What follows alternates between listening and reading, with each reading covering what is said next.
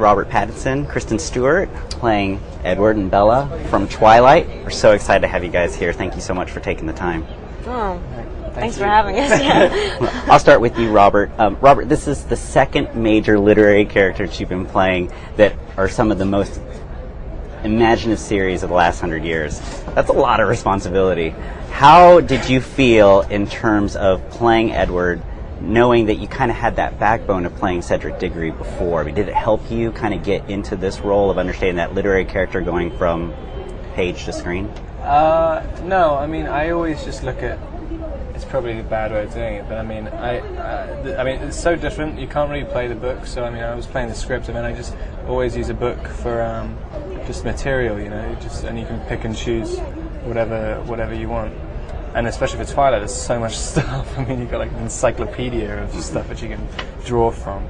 So I guess I kind of just used it as a helpful tool.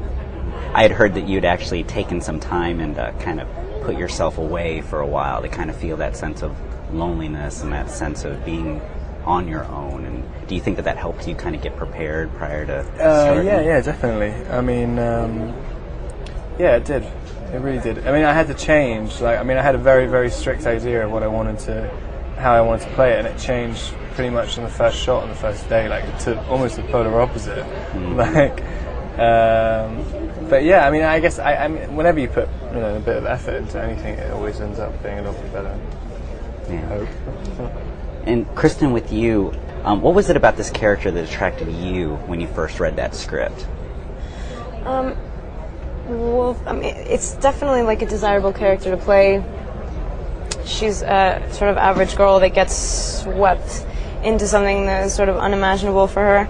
But it wasn't really Bella per se, it's the relationship. It's like, it's otherworldly. I've never, Did you like playing both sides of that? The romance and at the same time being vulnerable, but then being strong as a female? Right, yeah. I mean, Bella definitely is. She's the damsel in distress, but she's not a complete... I mean, the thing that's great about the story is that they're both willing to die for each other, and that it takes a really strong person, or whatever. It takes somebody swept up in something stronger than them. I mean, that's what I liked about it. It was just sort of like, I've never felt that way, like, yeah. And then with this role, how do you now feel knowing that, you're on the cover of Vanity Fair, you are one of those rising stars of Hollywood? I mean, did you know this role was going to take you to that level next? I didn't initially. It became very obvious to everybody at a certain point. We started the film and just like the whole phenomena that is Twilight, I became aware of. I didn't know about it. So, I think it's better that way. I think I probably wouldn't have done it. And I'm glad that I did. I'm really glad that I did. Yeah. Robert, the vampires of Twilight are not your typical coffin-sleeping, garlic-loathing type of vampire. There's a certain depth and variety to it. How did you develop your own vampiric qualities when you were getting in this role of Twilight? I don't know. I mean, I preferred seeing vampirism as a kind of incurable disease rather than just you just are a vampire. I mean, I just abandon all cliche and just go on what the facts of what their characteristics are. I mean, you're 1,000 times stronger and faster than a human being. You live forever, and you have a constant desire to feed on humans' blood. And I guess I just sort of thought, like, okay, well, if you're just a normal guy and then suddenly something happens, someone bites you, and you end up like that, like how would you live?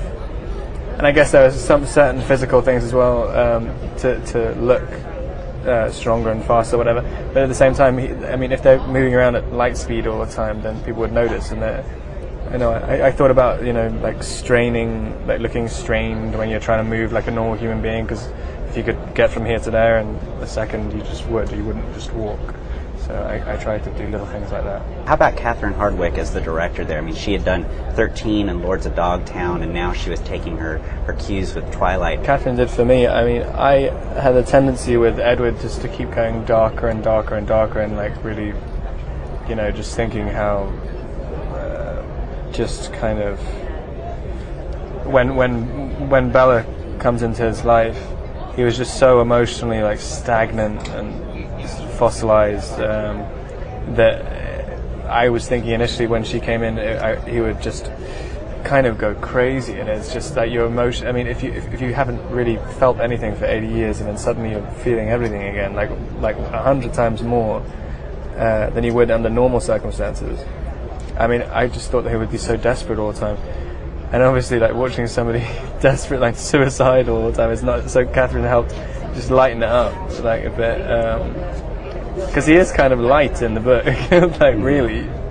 I just kept saying him. I know. I just have to have a tendency to make him more depressed, and so Catherine kind of helped with that. Stay away from that. What do you think Robert brought to the role that added that certain character of making Edward that much more human or that much more intense? He just totally explained it.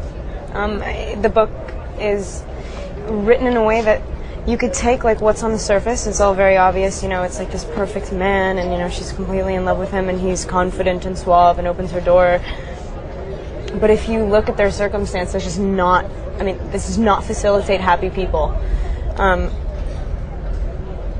So he knew that, he got that. I mean, like we did a really classic, conventional audition process. I auditioned for it, and then I read with guys, and he was just the only one that came in that had that looked like they were thinking about something other than I'm on camera looking handsome.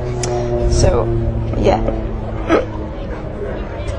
Well, thank you for bringing that romance to the screen, and thank you for bringing Twilight to us. So thank you very much. We appreciate it.